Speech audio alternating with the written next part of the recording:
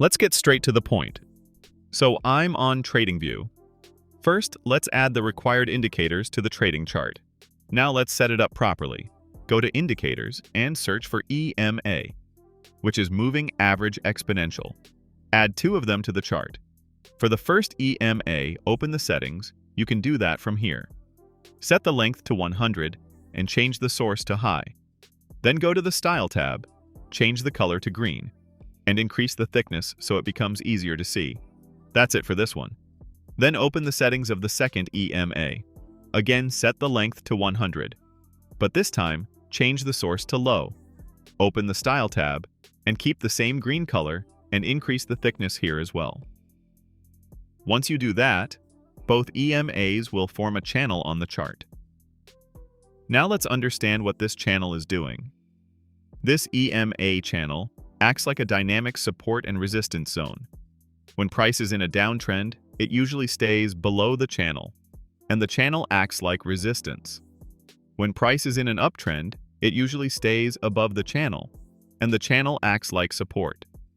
So the moment price moves from one side of the channel to the other side, that becomes the first signal that the current trend may be ending and a new trend may be starting. But this is the important part. We do not trade just because price crossed the channel. That would be too risky. Sometimes that move is only a deeper pullback inside the old trend. Other times, the market just goes sideways and keeps crossing above and below the channel again and again. So the first cross is only an early warning, not the entry.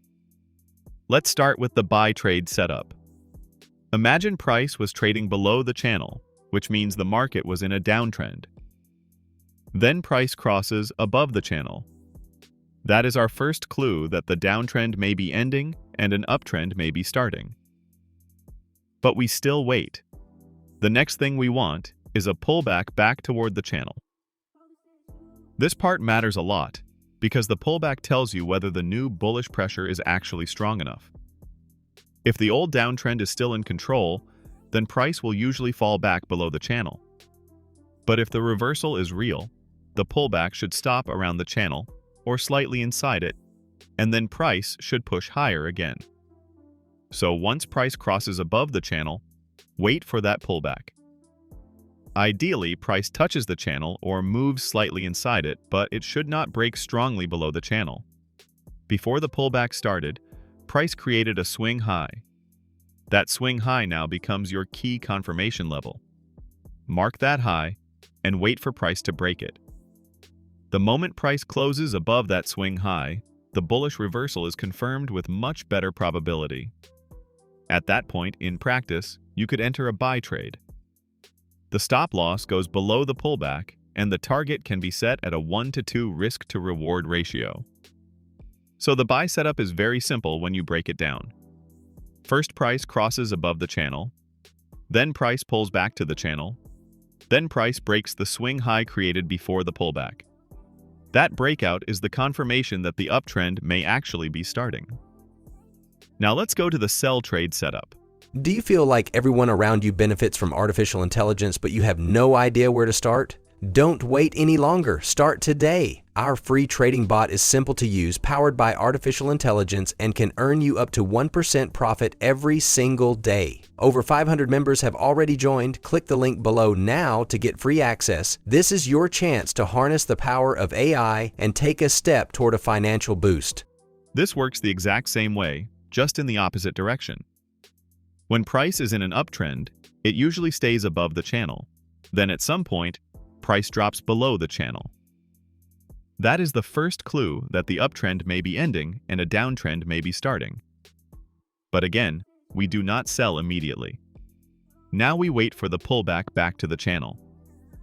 This pullback helps us judge whether the new bearish momentum is real. If the old uptrend is still stronger, then price will usually climb back above the channel and continue higher. But if the reversal is real, then the pullback should stop near the channel and price should start falling again. Before that pullback started, price created a swing low. That swing low now becomes the key level. Mark that low and wait for price to break it. If price drops after the pullback but cannot close below that low, then the confirmation is still missing. Sometimes price will pull back again, retest the channel, and only later give the real breakdown. That is completely fine. The market does not owe you a setup immediately. Once price finally closes below that marked swing low, the bearish reversal is confirmed with much better probability. At that point, in practice, you could enter a sell trade. The stop loss goes above the pullback, and the target can again be set at a 1-to-2 risk-to-reward ratio. What makes this strategy good is that it forces patience. It does not let you react to every little cross above or below the channel.